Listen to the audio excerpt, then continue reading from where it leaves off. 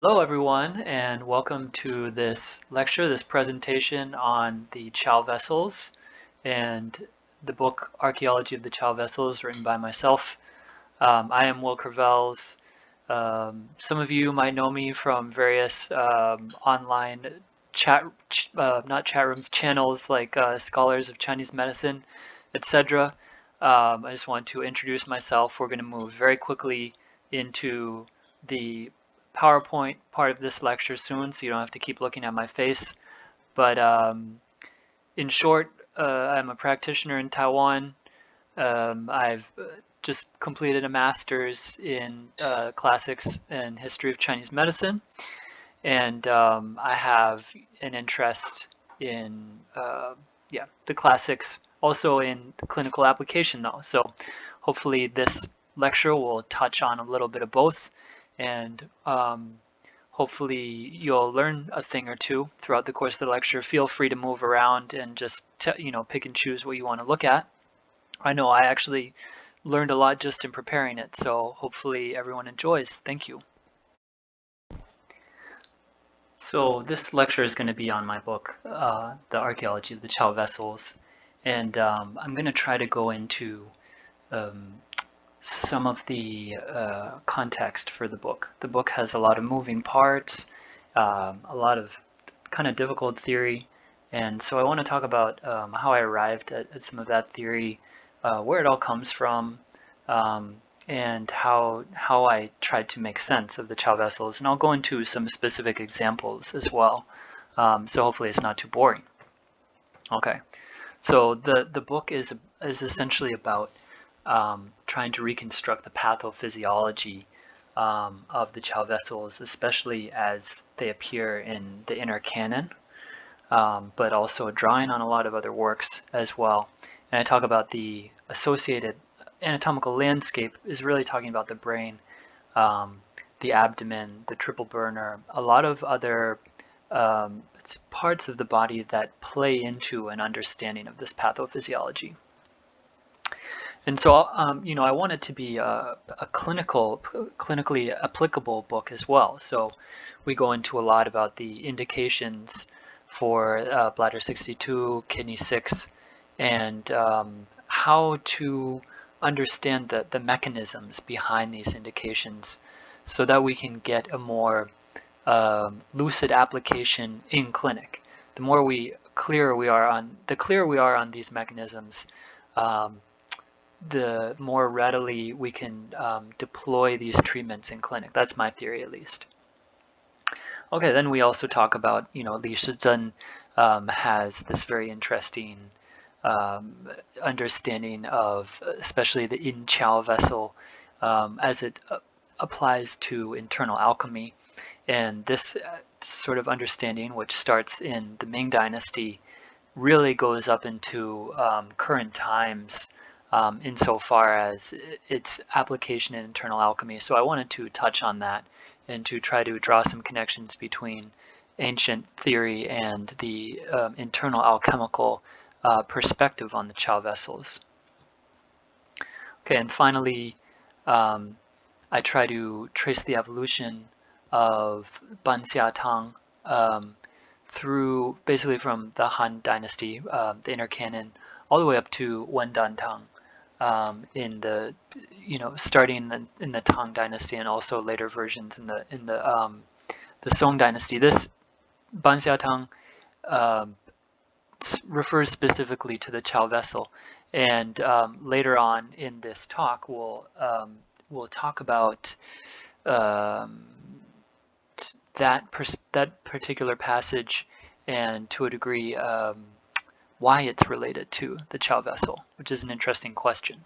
Why was I motivated to write a book, you might say? My main reason for writing it was because I want to provide a very coherent vision of the Qiao pathophysiology. I think um, because our understanding of the Qiaos comes from several different books from several different time periods, and it had to be sort of pieced together sort of retroactively. It makes for a very difficult concept to understand, Everyone has sort of a different idea of what it is. And, what I can sort of bring to the table is a lot of firsthand references, digging back into where all of these ideas come from, showing you very specifically where they come from, and then trying to present it in a much clearer way. And so actually some people have attempted very, very worthy attempts at, understanding the Qiao Vessel and presenting it before, like Charles Chase, in his translation of Li Shizhen's Qijing Ba Mai Kao, the exposition on the 8 extraordinary vessels. He does quite a good job of, making some sense of the Qiao Vessels. My problem with his work is that I think it's actually hindered by Li Shizhen, who was very eclectic in his understanding of the 8 extraordinaries. And what I mean by that is he basically just took all of this information and sort of just recorded all of it, but I don't think he tried to, package it, try to make sense of it, try to make it into a coherent whole so much. And so as a result, I think Chase himself is a bit, unfortunately, hindered by Li Shizhen's approach. Now, Maciocia also did quite a good job of presenting the Qiao Vessels. I like how he starts out by saying the relation to the head and the abdomen. I think that's right on point. But again, I think he is hindered by just all of the moving parts of the Qiao Vessels and how to present it as a coherent whole. And then the other thing in Maciocia is that he doesn't cite very much, so we don't know where any of this is coming from. We don't know how much of it is personal experience or his own opinions, and how much of it really derives from actual, classical theory. Some people who don't care, but in my opinion, it's good to know that something comes from accumulated knowledge of past generations, as opposed to just in Chinese, 一家之说, or one person's opinions, essentially.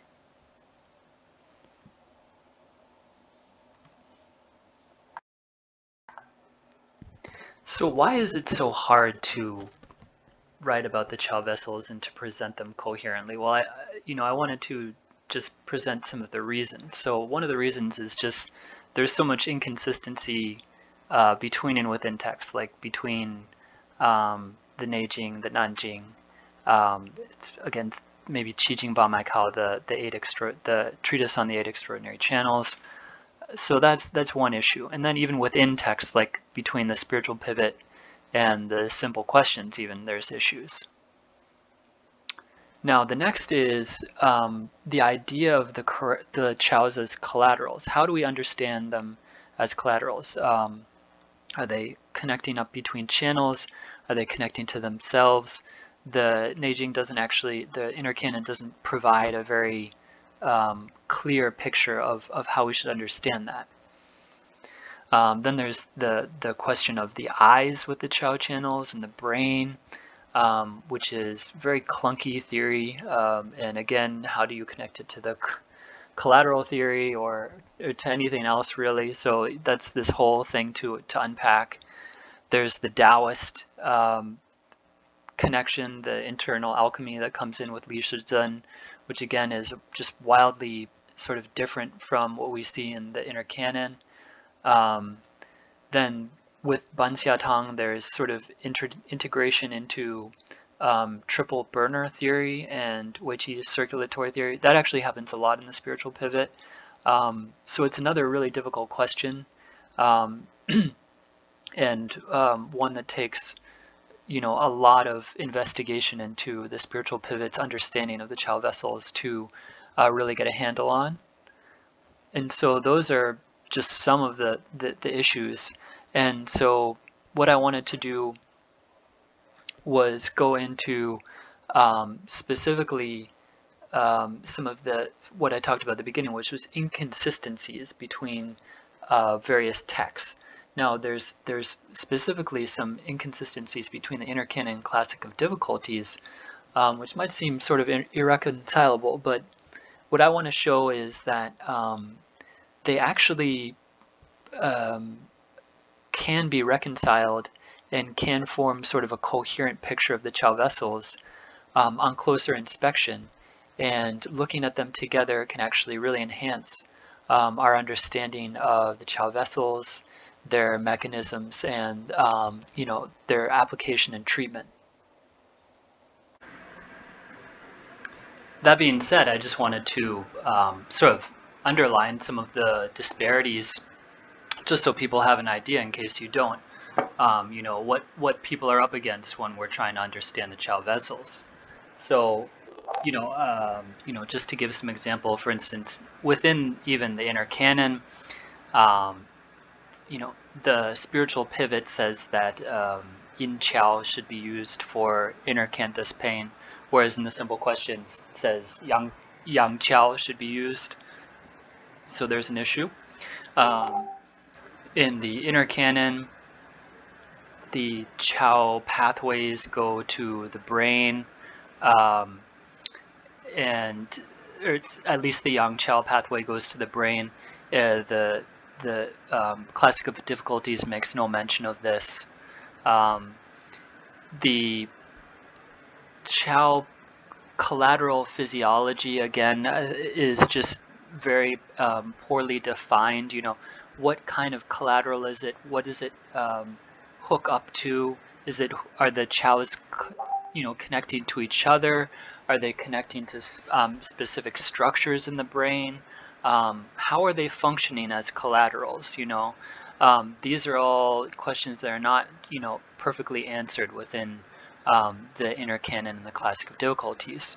And really any one of these could be the subject of an entire lecture, and I go into very, very profound sort of specifics within the book, trying to answer these questions.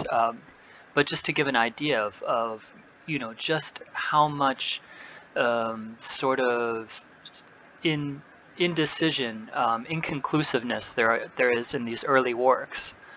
So again, why are the Qiaos counted as collaterals for the two genders? We have this problem in the spiritual pivot where it talks about, okay, for men, only the yang Qiao should be counted. In women, only the yin Qiao should be counted. Why is that? Is there what's the rhyme and reason to that? It just seems sort of an absurd sort of proposition. So again, should we just accept that at face value? And then, the question of yin Qiao getting this massive place of privilege in the treatise of the Eight Extraordinary Vessels.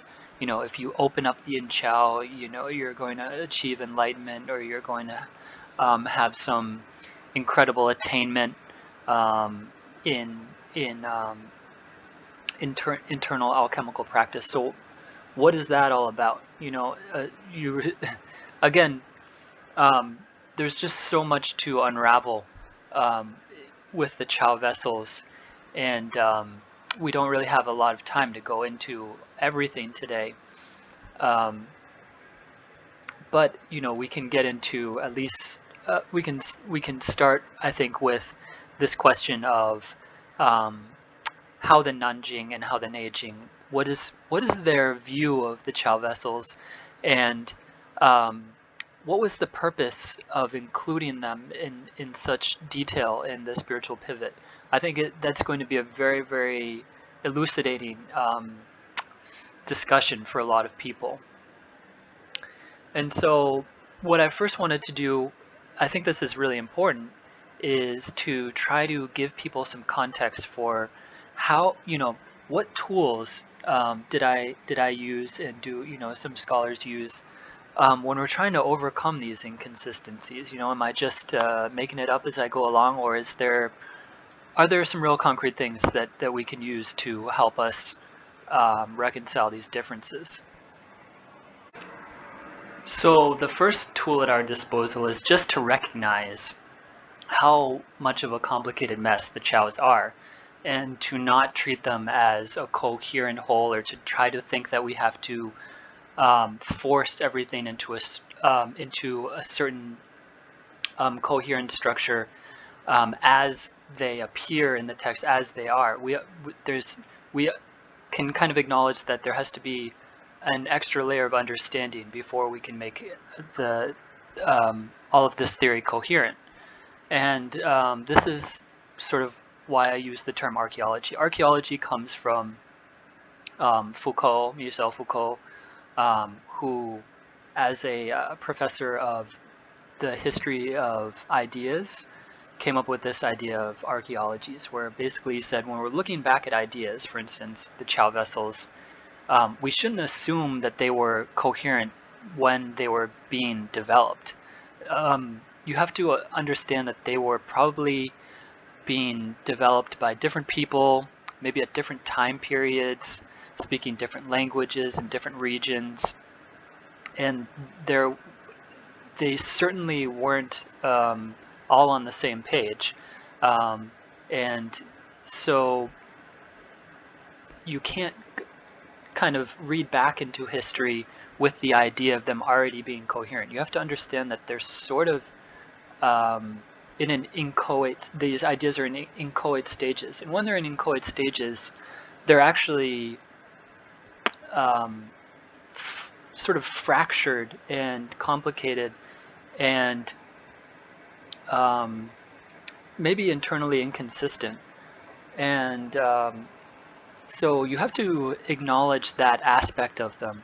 And otherwise, if you look at them as being coherent to start with, you're actually covering over all of the complexity of various opinions on these ideas while they were developing.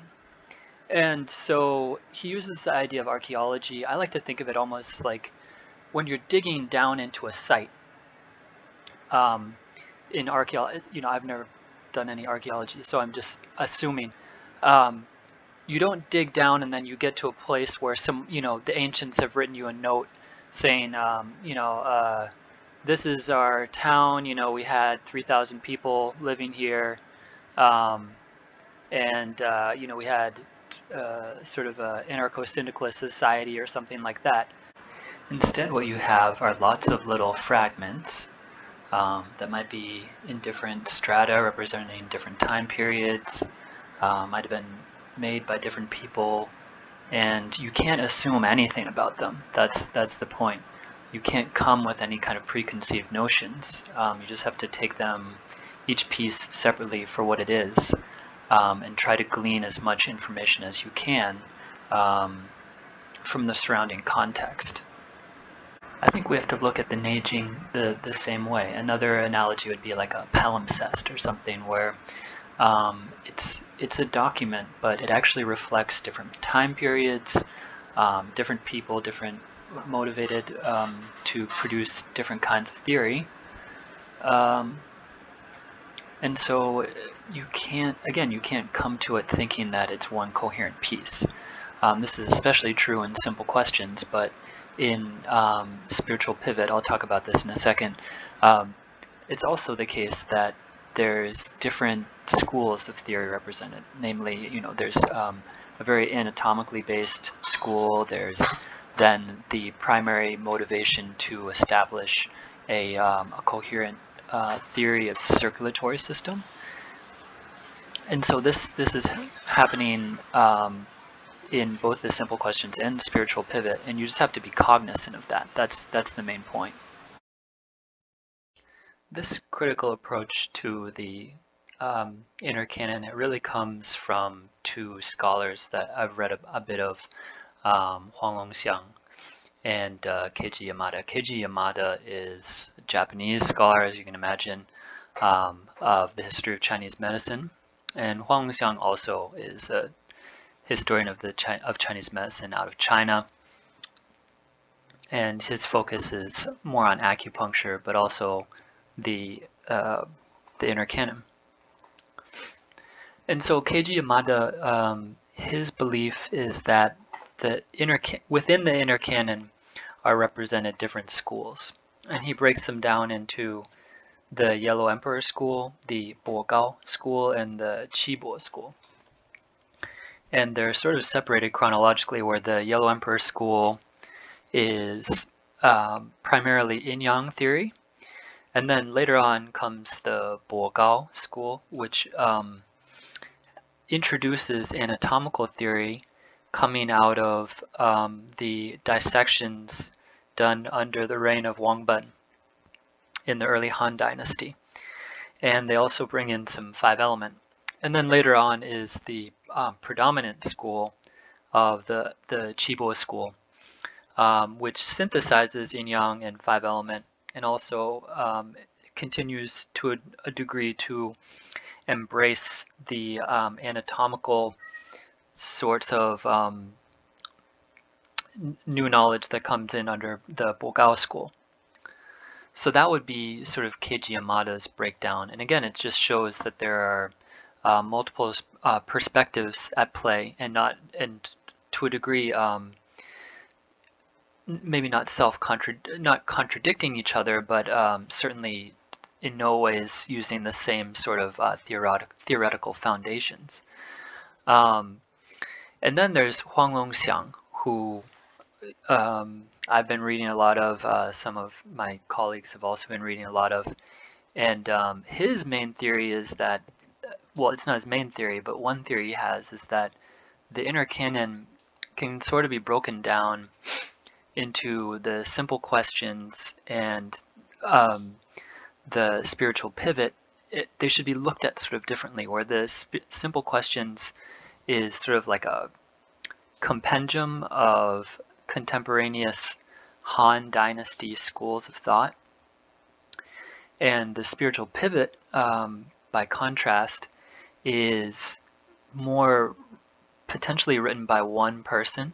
Huang Longxiang believes it was a retired official from the Han government who had access to a lot of texts, and he believes that it was more or less written by one person and with sort of a cohesive system of beliefs, cohesive theoretical kind of set of ideas in mind. And in particular, one of his big ideas was this, introducing the circulatory system. And prior to this, if we look in Ma Wangdui texts or other early archaeological dig tests, we don't have a closed circulatory system in place quite yet, and that that comes in with Spiritual Pivot, chapter 10. And so Huang Longxiang believes that this was sort of the masterwork of this author of Spiritual Pivot 10. And so a lot of and of this spiritual pivot in general. So a lot of the theory in the spiritual pivot, again, is shaped by this project of constructing a theory of the circulatory system. And he believes it should be thought of that way. It should be thought of as a constructed system, where some of it obviously is coming from clinical experience, from the collected experience and ideas of generations past, and some of it is just decisions were made to construct this theory. And so that's something to always be cognizant of when we're looking at the spiritual pivot too. What is what we sometimes call theory crafting, and what is the result of actual clinical experience? So there's that tension very much present in the spiritual pivot, and maybe to a lesser degree in simple questions, where simple questions, as we'll see even with the Qiao Vessels, is really just a compendium of all these of clinical experience. With Qiao Vessels, we'll see it's what indications for exist for these points, more or less. So that's just a little bit of some context on some of the basic ideas of Keiji Yamada and Huang Longxiang. Huang Longxiang contributes a lot more than that, and I get into more of his ideas in the book, but those are some basic ideas. So on top of that, of course, we can also understand that the classic of difficulties is also, again, a very different school even from the spiritual pivot and the simple questions, because as we know, it was written by a so-called biantrue. If it was the historical biantrue or who biantrue is up for sort of scholastic debate, but it was from the biantrue school, which is decidedly different from the Inner Canon. So we shouldn't be surprised if we see them approaching similar questions in different ways. And then, of course, as I just mentioned with the Inner Canon and this idea of theory crafting, some ideas in the spiritual pivot, and we'll get to a very specific one in a second, were done to agree with sort of philosophical aesthetics, or to agree with certain numbers that were seen to be meaningful for various reasons. And so these theories weren't written these ways because of an agreement with clinical findings. So that's really important, and it's something that we absolutely have to keep in mind. And again, just to know that the theory is actually incomplete. If you look at either the theory, mostly the theory exists in the spiritual pivot for the Qiaos. It's not really there in the simple questions. It's just, it leaves a lot out. And so that means that we have to look to other places to try to complete that theory. One good place to look is in the later commentaries by Ma Shi and Zhang Jingyue, and also Zhang Zhicong and Huang Yuanyu. So I actually use those commentaries quite a bit in the book. On top of that, it's also important to look at, for instance, the Taisu, written in the Tang period, which has, it's both a commentary on the Inner Canon, and it's also just a version of the Inner Canon because it contains most of the original text. And you'll see that there's actually a lot of disparities between the Inner Canon received text of the Song dynasty that we normally read and the Taisu. And we can also look at the Wang Bing version, and we can look in the Jia Jing, the AB canon of Mark Sebastian acupuncture, to compare just the original text, because there end up being a lot of differences there, and those can be significant as well. So this is what we're talking about when we talk about a palimpsest. This text has a lot of different layers on it. It's been touched by a lot of different people, editors, scribes, etc. So we need to take into all of that complexity into account when we're considering any of these theories.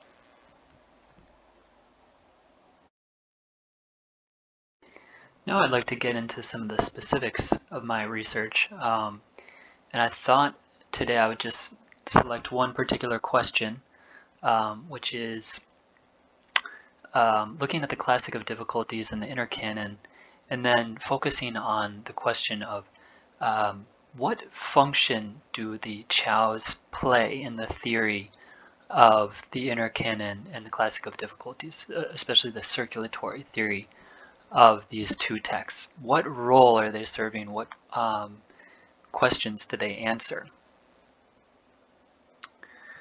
And so on the surface of things, it would almost seem as though the classic of difficulties and the Inner Canon have very different views of what the Qiaos do and what they are. We talked a little bit about how they have even different pathways. They sort of differ on how they view the pathways. On the surface of things, the function is different as well. But as we'll see, there are ways in which we can view these two texts and their descriptions of the Qiaos or the 80s as working synergistically to help us get a much deeper picture of what's going on with the Qiao Vessels. So now let's talk about the classical difficulties and their approach to the Qiao vessels.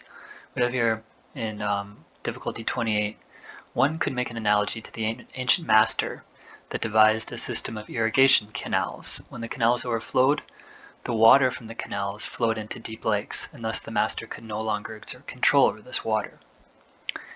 So this beginning portion, I assume, is talking about Yu the Great, Da Yu, who either if he's a legendary figure, a historical figure, was able to successfully control flooding in ancient China and allow agriculture to prosper there by devising a system where he diverted floodwater into irrigation canals that supplied, rice paddies and such.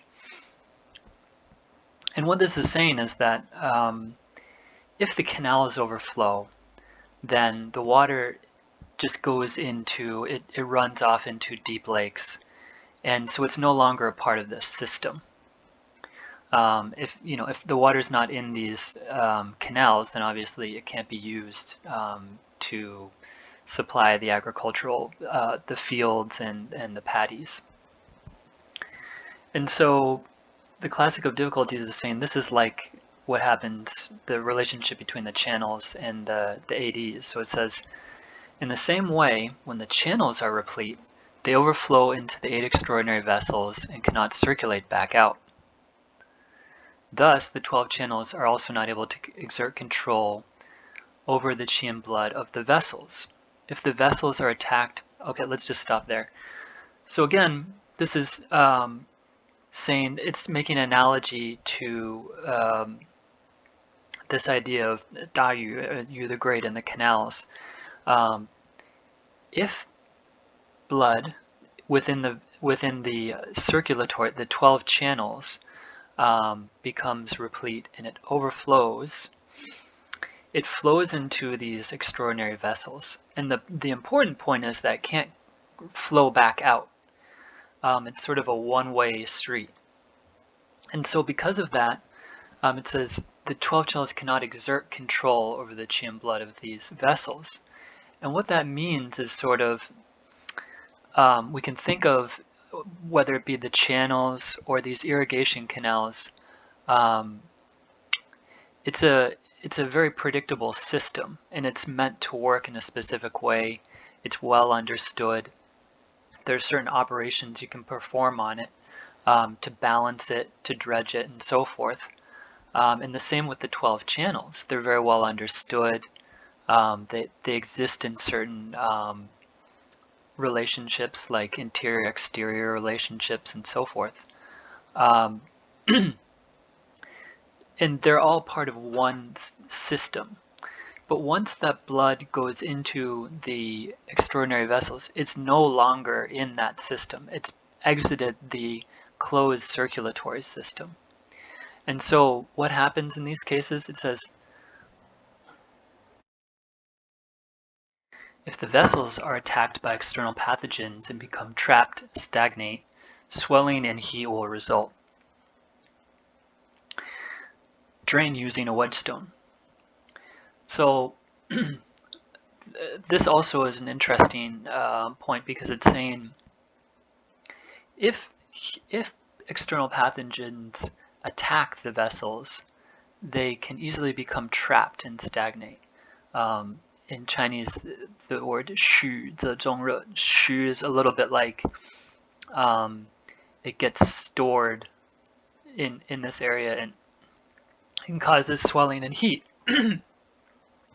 So this also gives us an image of the extraordinary vessels as not being part of some kind of flow, right? Because if if there were a flow, then we would assume that there wouldn't be the same tendency towards getting trapped or stagnating. And so I think this is also telling us something about the nature of the 8 vessels. They can't flow back out into the 12 channels, so they very easily can produce this stagnation, swelling, and heat. And so the only way to treat them is to directly drain from the area that's been afflicted. So that's an interesting perspective, especially when, from what I understand, if I read Maciocia correctly, he often talks about the 8 extras being reservoirs. Now, the image that a reservoir gives me is one of, well, it stores until it's needed, and then it can supply an area that is lacking. For instance, in my own schooling, and then also when I read Maciocia, you almost get the impression that what it's saying is that if the channels overflow, they overflow into the 8 vessels, and then when necessary, the 8 vessels will then just resupply the 12 channels. But that certainly isn't the case. What it seems to be saying with the classic of difficulties here is that there's a real disconnect almost between qi and blood that exit the circulatory system and qi and blood that's inside of the circulatory system. And that's the point that I really want to stress, because whether or not we're talking about the 8 extras or not, it would seem that there's this preoccupation, and we'll get to it in the Inner Canon as well, with this thing of what happens when qi and blood leave the circulatory system. They're no longer in this perfectly defined 12 channel system with all of this balance, all these checks and balances, almost like the ancient something devised by an ancient master. And so that same preoccupation we'll see in both the Classic of Difficulties and the Inner Canon. And you can see it again here in this next quote. It says, "The ancient master, he created the system, he dredged it often, but when the rains poured down, the waters flowed chaotically, and you could not control them." And so again, it's just this idea of, well, geez, once there's an overflow from the channels, or qi and blood leave the channels, it's sort of a free-for-all, whereas there's nothing to direct the flow of qi and blood to the same degree as in these very well circumscribed channels, and so they just go hither and thither, right? And so can obviously then also produce stagnation if they get caught with external pathogens. And so, yeah, I don't want to give too much away here, but we will see this mirrored, and I want you to think about how this is mirrored in what we see in the Inner Canon presentation of the channel of the 8 extras, and in particular the Qiao Vessel, going forward in the next couple of slides. Then lastly, of course, I just also want to point out that it's a bit contradictory, because the Classic of Difficulties also states that the yin and yang Qiao vessels actually are collaterals. Yeah, so this is, the Classic of Difficulties, it's trying to create a coherent picture, but sometimes we see these contradictions. I think you just accept them, see that they're there, and see that there's some limitations to the theory. And so now I want to go on to the, sorry, I said Neijing, the Inner Canon perspective on the Qiao Vessels, which I call a tale of 2 volumes. So in the simple questions, as I said earlier, it's a miscellaneous volume of Han contemporary schools of thought. And so actually in the simple questions, in a couple places, the Qiaos are actually referred to as points. For instance, Yin Qiao can do this, Yang Qiao can do that. And that's just referring to, again, BL62 and Kidney 6, because these were the original names for these points. So we don't see them referred to as channels or vessels. And then there's one place where we see that the young Qiao vessel is implicated in eye pain, and that seems like it's actually talking about a.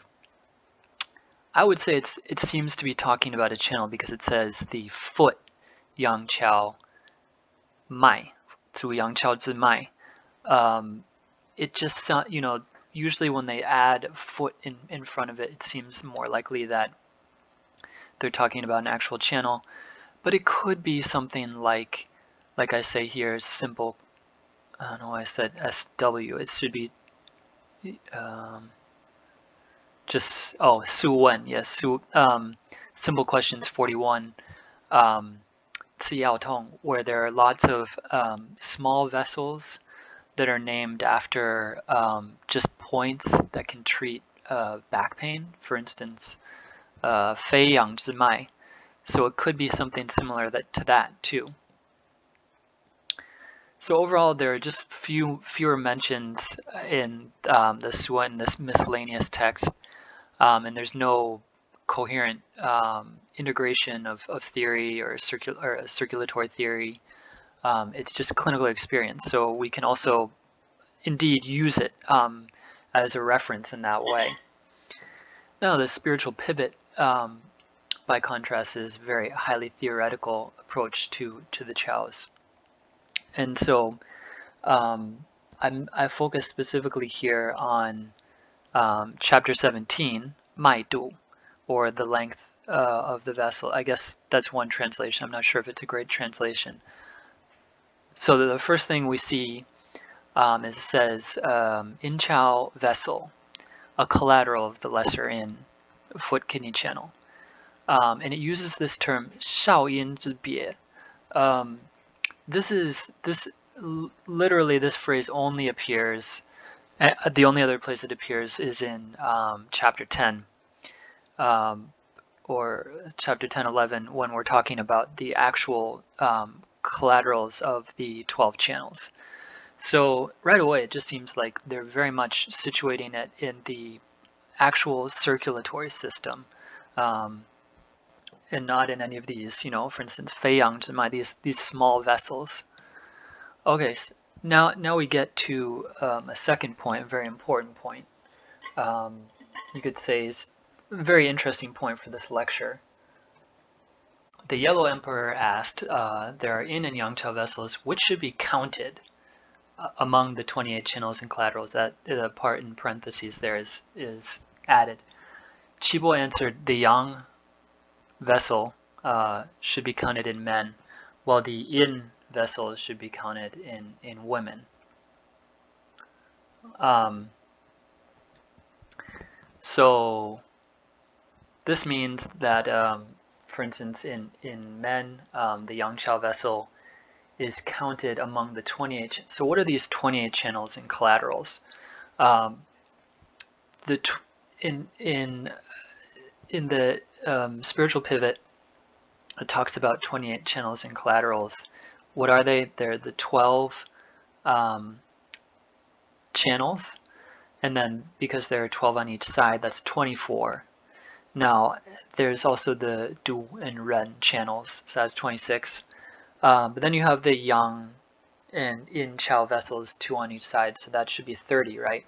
And so they just pick one for men and one for women. Now, why would they do that? Why couldn't it just be the 30 channels and collaterals? Well, that's because, again, like we talked about earlier, the 28 is an important, an aesthetically pleasing or an important philosophical number in Chinese early philosophy. And that's because there are 28 mansions, or you could call them, in Chinese they're called xiu, right? The 28 xiu, the 28 xiu, which are sort of equivalent to the 12 constellations of the horoscope in Western thought. And so these 28 xiu, or mansions, are very important because they represent a way of telling time, um, the the amount of time in 1 month, basically, in early Chinese thought. And they were used for a lot of, I think they were also used for telling the seasons too, to a degree. And they obviously also, you know, they're broken up into groups of 7, so 4 groups of 7, and these are, with the Big Dipper is typically in the middle. The middle is usually thought of as Earth. I don't know if this is later, the association of the elements, but in any case, it's a highly cyclical number. That's the important thing to remember, because it represents the stations that the moon goes through in the course of a sidereal, quote unquote, month. Um, and so Xiu actually means like a resting place, or so. So it's where the moon rests every day, and it takes 28 days to go through that cycle. Um, so it's, the key word here is cycle, and they wanted the circulatory system, the spiritual pivot author, with his very obvious motivation, wanted to make sure that the circulatory system was associated with a circulatory number. And so that's where we got 28. And that's why we have this weird theory that comes out here. But what it tells us is that they very much wanted the Qiaos to be integrated into this circulatory theory. I want to show just a picture here of another sort of instance of the circulatory nature of the moon, which is this analemma. You photograph the moon at the same time every night, and you get this sort of this figure 8 shape, and it takes 28 days for it to come back to the same point. So again, this very beautiful circulatory imagery. Oh. Now, in the same chapter, the very next line goes into, again, look at this circulatory imagery. We have the Yellow Emperor says, this qi only travels through the 5 organs but does not circulate in the 6 bowels. Why is that? Okay, I think this should probably say qi bo yue, like Qi Bo says. The channel qi that never stops moving is like flowing water, like the movement of the sun and moon in its internal motion. How about that? So it immediately goes back to relating the circulation of the body to the circulation of the the heavenly spheres. And that says the qi that overflows from the channels irrigates the organs within and moistens the interstices outside. So right away we see again there's this awareness of there being this qi and blood in the circulatory system, but then also sometimes it's just outside of the circulatory system too. It might irrigate the organs, it might be in the interstices, so it has this other life outside of the channels. And so this was obviously a question that comes up when you have a closed circulatory system. What about the qi and blood outside of the circulatory system? How does it get in and out? What happens if it's just stuck out there, right? So these are sort of questions that they would have had to think about and to answer. And very clearly, again, the Qiao vessels are implicated in this. Specifically, if we look, we'll see later on that later commentators specifically said this line is about the Qiao vessels. So just to sum up what we've just talked about, so the Classic of Difficulties, it gives just a brief account of the 8 extras as a whole. it's a bit equivocal on the identity of the Qiao Vessels, but we'll see how we can use it as a window into the ancient conceptualization of the core issue, or the pathology of the Qiaos. You might already have some sense from what we just talked about. Okay, so the simple questions, it's no theory, but a nice reference for what kind of ways it was being used by contemporary schools. Now, the spiritual pivot, on the other hand, is going to be our focus, because it's a very, very clear theoretical account of the Qiao Vessels. And we're going to go into even more detail now to try to understand, okay, so how are they visualizing the Qiao's relation to the circulatory system, and maybe to the extravascular system as well.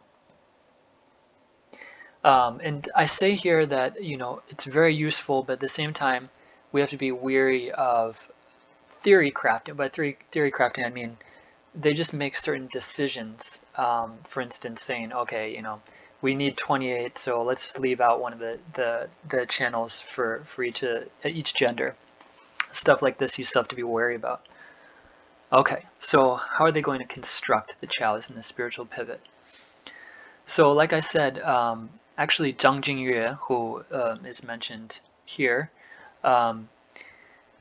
is saying, this is asking why, this is the quote we just looked at, this is asking why the qi of the Qiao vessel goes only to the 5 organs and not to the 6 bowels. Well, where does it ever say that? So again, if we look in Spiritual Pivot, chapter 76, we have this weird sort of thing about the circulation of wei qi in the body, and it says that it goes through the yang channels during the day, and then it enters into the in phase, always through the foot lesser in, flowing into the kidney and thence to the heart, blah blah blah. It goes through the 5 organs, and then to the foot, sole of the foot, up through, and then to the eye again, and then that's one cycle. And so as you can see here, this quote from the Mai Du, or the length of the vessels, is talking about this. It seems to be talking a little bit about this quote from chapter 76. Why does why does this vessel, why does the Wei Qi only go into the 5 organs and it doesn't go to the 6 bowels? And so again, it would seem that this is talking about the Qiao, the Yin Qiao. The Yin Qiao is the vessel that that branches off from the foot lesser yin and then irrigates the interstices of the organs. And so again, it's the qi that overflows from the channels. And so we can sort of see this again in chapter 71, in case you don't believe me yet. This is the Banxia Tang quote, where again we say Wei Qi emerges wild and fast, going through the limbs and the skin without rest. It circulates through the yang phase during the day and the yin phase at night, passing always through the lesser yin conduit to course through the 5 organs and 6 bowels. This time it says 6 bowels. And so that says, with weight, so it says, if there's evil qi in the yin phase, yang, wei qi cannot go transition from the yang phase into the yin phase. And when that happens, the yang vessel becomes replete or distended. So again, it's looking more and more, right? Like the Qiao vessels are just very much implicated in this Wei Qi going, being involved in a transition into, either going into the abdomen and irrigating the abdomen, right? Or in the book I talk about how it also does this for the brain. And then when there's some sort of breakdown where it's, the Wei Qi is getting caught in one area or the other, then it seems like it sort of manifests in a yang Qiao or yin Qiao pathophysiology. Pathology, sorry. So again, in Spiritual Pivot Chapter 80, we see what illness caused people to be unable to lie down. Basically, unable to. I don't know why I say lie down. Oh yeah, that's right. So to be unable to lie down, maybe unable to sleep, potentially, but it literally says not able to lie down. Chibo replies, Wei Qi is unable to enter yin and abides in yang. Abiding in yang, the Wei Qi of yang is replete. The yang Qiao vessel becomes full, distended, unable to enter in. The Qi of yin is vacuous and the eye does not shut. So this basically seals it, right? So this is absolutely what we're talking about here when we talk about this lesser yin conduit. When we talk about going from the lesser yin phase into the interior, the abdomen and the interior of the body, it seems to be that it's getting there by way of the yin Qiao or the yang Qiao, right? So it's at least very much associated with it. Now, in the book, I tell a very complicated story where we have to get into the pathophysiology of collateral channels to really understand why what's going on is going on. But we can already see very, very clearly, okay, so it's connected, right? All right, a few more examples here. This is from Spiritual Pivot, Chapter 28. So this is the pathology of yawning. What Qi causes yawning? Wei Qi travels through the yang phase during the day, and then halfway through the night it travels to the yin phase. The night pertains to yin, and at night one sleeps. Yang pertains to the above, while yin pertains to the below. Thus when yin qi accumulates below, but yang qi is not yet exhausted, yang draws upwards, while yin draws downwards, the two draw in opposition. This results in frequent yawning. And so it says drain foot lesser yin and supplement foot greater yang. Now again, trustee Zhang Jingyue from the Ming Dynasty says, well, actually what they mean by that is to drain Zhao Hai, kidney 6, and supplement Sun Mai, bladder 62.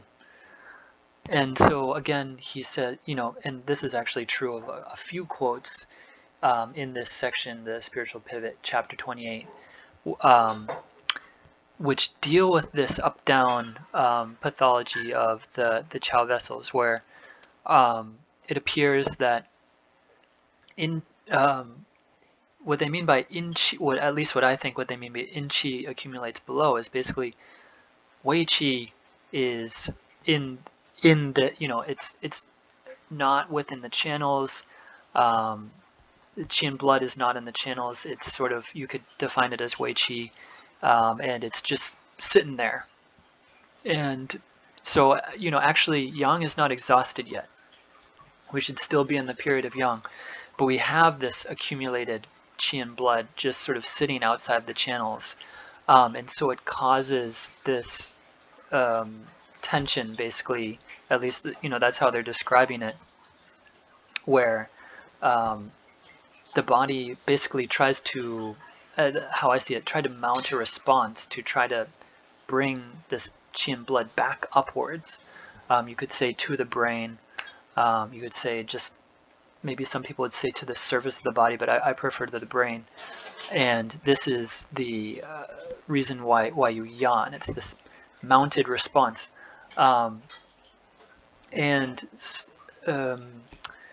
So the way to treat it is actually with by draining Zhao Hai and supplementing Sun Hai.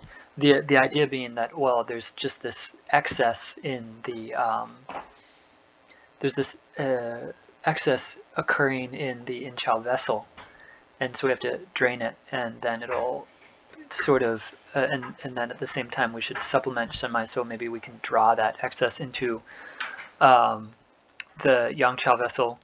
Okay, that's not exactly how I interpret it in my book, but anyways, we again see how closely connected this qi in blood, or you could call it extravascular qi in blood in the abdomen, and is just very closely related to yang Qiao pathology. If it's too much, it might cause some sort of yin and yang Qiao pathology. And again, in the very last example I'll give, we see this again, where it says, what qi dynamic causes people to lie for long periods without arousing? So this is getting into, well, why is it that this qi in blood accumulates there?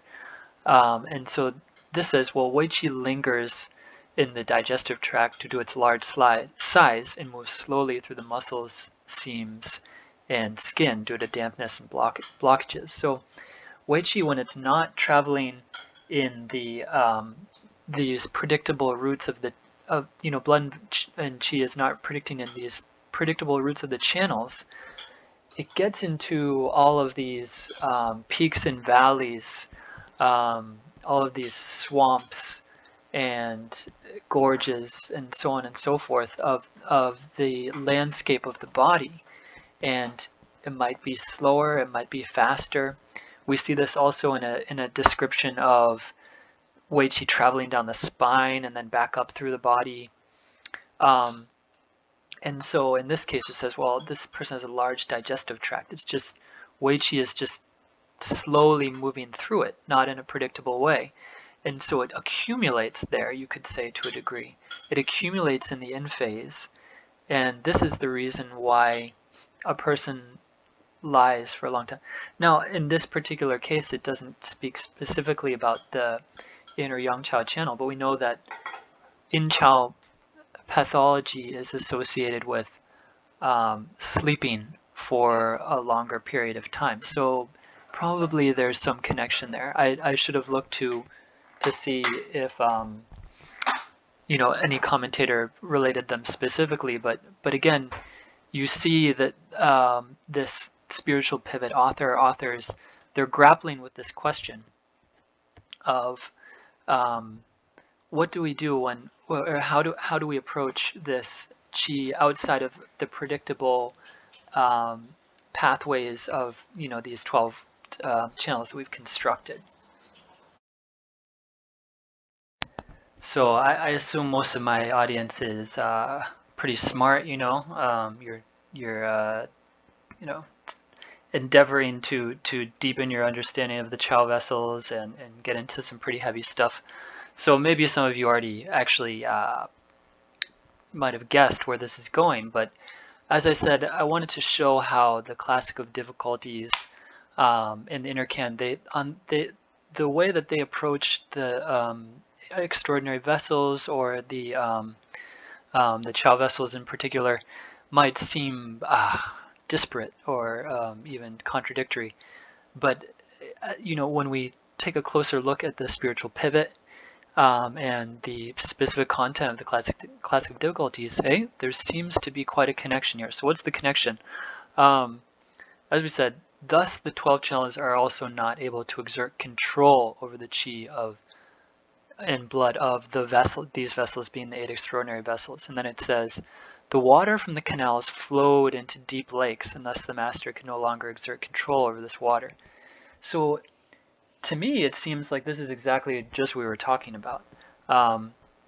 Just like in the Inner Canon, we have this quote from Mai Du from the length of vessels, where it says, the qi that overflows from the channels irrigates the organs within and moistens the. So we have this idea of when the qi in blood, when ying qi, when it moves out of the circulatory system, now it's all of a sudden not in this predictable 12 channel and also the collateral system, which abides by certain rules. It has this connection even in the classic of difficulties to shengren, to a master, to a sort of mythical figure, which could be associated almost with the heavens and with a very very coherent because it is of heaven, sacred geometry kind of thing. Um, so, but when it moves out into the wilds, it flows into the deep lakes. Is all of a sudden it's not so predictable in its movement, and that could actually cause pathologies, right? In classical difficulties, they say, well, then it becomes stagnant, and we get the stagnation causes heat and swelling, and we see actually something quite similar in the Inner Canon, where if the Yang Qiao the Yang Qiao Vessel um, is afflicted by an outer evil, it causes this pain in the eye. It could be something like, sort of like an infection um, in the tear duct or something like that. But in any case, they have this consistency between the classical difficulties and the Inner Canon, where we're viewing the Qiao vessels as almost um, an answer to this question of um, what have how does qi and blood go from the channels to outside of the channels? What happens if it gets caught outside of the channels and can't get back in? It goes into these deep lakes, like for instance, we often think of the abdomen as containing certain oceans, right? The ocean of blood, right? The ocean of grain and water, and so what how does this manifest in disease? How does it manifest physiologically? The Inner Canon gives us some answers. It says, well, physiologically, um, wei qi enters into the abdomen through the Qiao vessel, potentially, according to what I think, to what some of these later commentators think. So it seems to the Qiao vessel, it seems to play this role in mediating between the channels, and then also the extravascular um, system, which also contains all of this qi and blood. And then when we have a problem, for instance, we just previously talked about, well, if there's, for instance, too much dampness in the, let's say, the triple burner, or these interstices, well, Wei Qi isn't moving efficiently, and so it can't get back into the yang phase. Maybe it can't get upwards into the brain. It can't somehow get back into the channel system. Um, it shows it seems to manifest again in problems with the Qiao vessel itself. So the Qiao vessel is very caught up in this pathophysiology. Now the problem is the nitty-gritty details of this, and for that you need to get into an understanding of how the Qiao vessels function as collaterals. And so that that's a whole I talk about that extensively in the book. Potentially it's another lecture that I can do at some point if people are interested. But I just wanted to get people thinking in this. I want to first present even just my thought process. How do I approach talking about the Inner Canon, the classic of difficulties? Because there are a lot of moving parts there. But I think it's a powerful way of looking at it, where you can actually resolve apparent inconsistencies, where we thought, okay, well, this is saying that the 12 channels in the Qiao vessels are not connected in the classic of difficulties, but we can see how they were working with a similar problem, this problem of this tension between, okay, we've created a circulatory system. Now what happens when there's blood and qi outside of it? How does it move from within, from within without? What happens if it just starts to stagnate, for instance, in the in phase of the abdomen, or stagnate in the in phase, the yang phase of the brain. And then how is it treated, and how does it manifest? And so it seems very clearly that the spiritual pivot's answer to this problem was that the Qiao vessels are going to be vastly implicated in acting as like sort of a solution to this problem, and they made that choice to do so based upon perhaps theory that was available at that time, and also their observations in clinic of the efficacy of the points of bladder 62 and kidney 6 in treating these conditions that were again related to these theoretical dynamics that we've just discussed. And so that's the kind of thinking that we see a little bit in the book. And there's a lot more to it, because you have to get into the way they conceive of the brain, of the eyes, of the collaterals, etc., etc. But hopefully that was a clear and coherent presentation of some of my thinking, and I encourage you to ask any questions in the comments below. Thank you.